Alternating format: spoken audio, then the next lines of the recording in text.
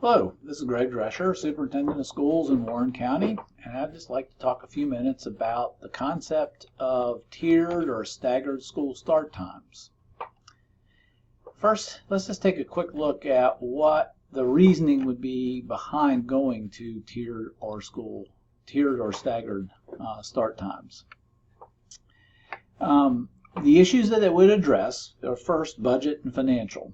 And one of the things that we're up against right now is that the current number of buses and drivers that we have will soon not be able to keep up with the demands on transportation. The most immediate need is the opening of the new middle school, and also involved with that is plans to begin transporting our non-traditional program students. At this time, we're working through what it means to route the new middle school into our bus transportation system. And our best estimate at this point is we will need 2 more buses and 2 more drivers to make it work under our current system. That's a one-time cost for buses of about $218,000, and then a cost for drivers of about $25,000. So you can do the math there, and we need close to $250,000 to be able to do that. The other piece involved in the way we currently do things is that we have not been able to replace buses at the rate that VDOE recommends. We should be replacing a bus after 15 years of being in service, and budget has just not allowed us to do that. We currently have 16 buses that are still running safely. However, they're above the recommended limit. The second component is just student ride and wait times. We now have 27 buses with over 60 minutes of ride time, and the max being over an hour and a half, 96 minutes. And currently, students are getting off buses starting roughly 45-50 minutes before school starts, and they wait. And some students wait up to that amount of time after school starts. So that's the reason we would take a look at tiered starts, the budget financial reason, and then also the student ride and wait times. Now we know that tiered starts cause issues, and the types of issues that they cause depends on who starts when. Do we go with elementary first, or do we go with high school and middle school first? And then when do they get out? So we first need to take a look at the differences of when students can get in and out of school. So I'm going to quickly kind of open this up to try to drag it down. Sorry, I'm not doing it. Hang on here. There we go. We're back. So in the center column, elementary, middle, and high, you can see our current times. High school starts at 8:20, middle school 8:25, and elementary 8:45. And then you see the release times at the end. Elementary gets out at 3:10, middle 3:15, and high school 3:25. On the left-hand side of the screen, this would be an example of elementary going first, starting at 8. Then the high schools and middle school would start at 9 or shortly thereafter. Then at the end of the day,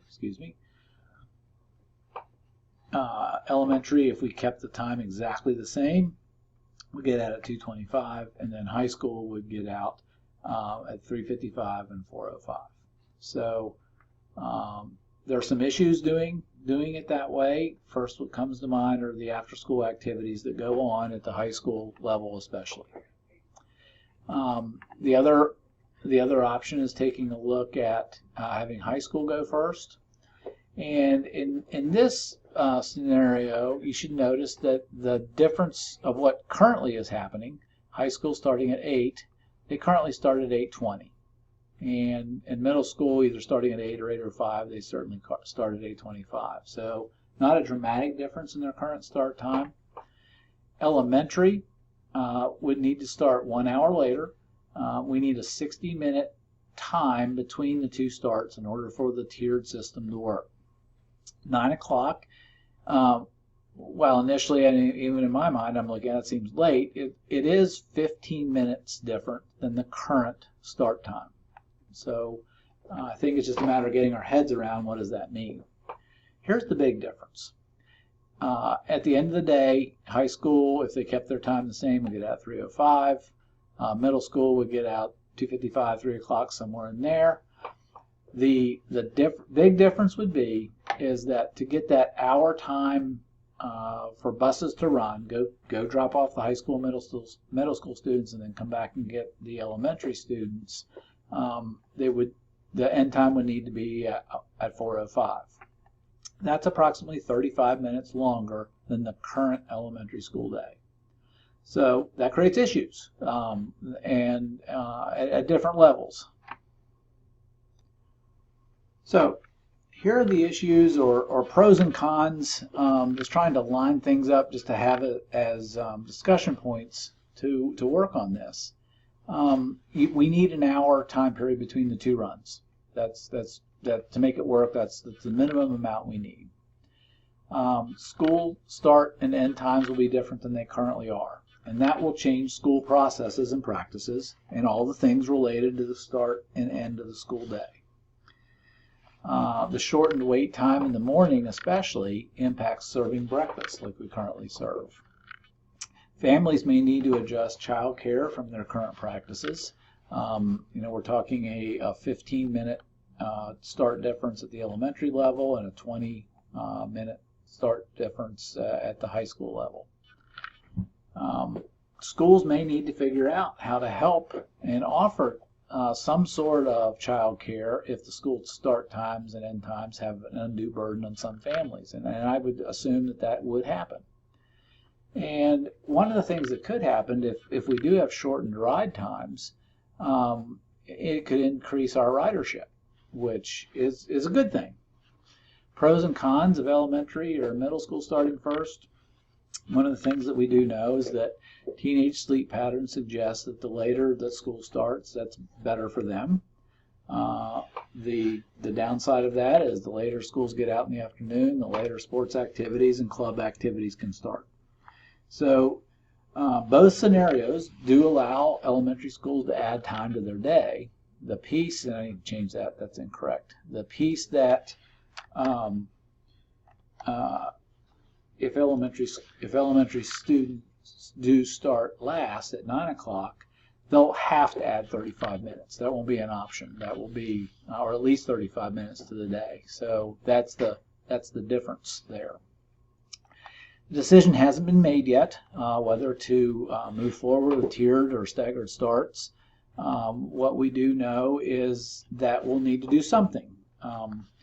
With the budget the way it is, we're either going to need to add money to the budget to purchase, like I said, 2 buses and 2 drivers, or we'll need to make a change to the tiered or staggered start. We'll be able to remove some buses from service, and that will save us some money.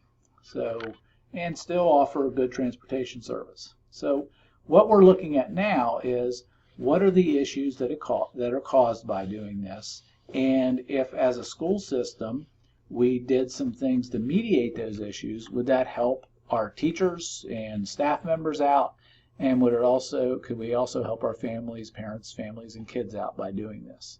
So that's kind of the next level that you'll be asked to help out on, is what are the things that would be helpful to you and your family if we would move towards the tiered or staggered starts. What would you need, or what would be helpful to you?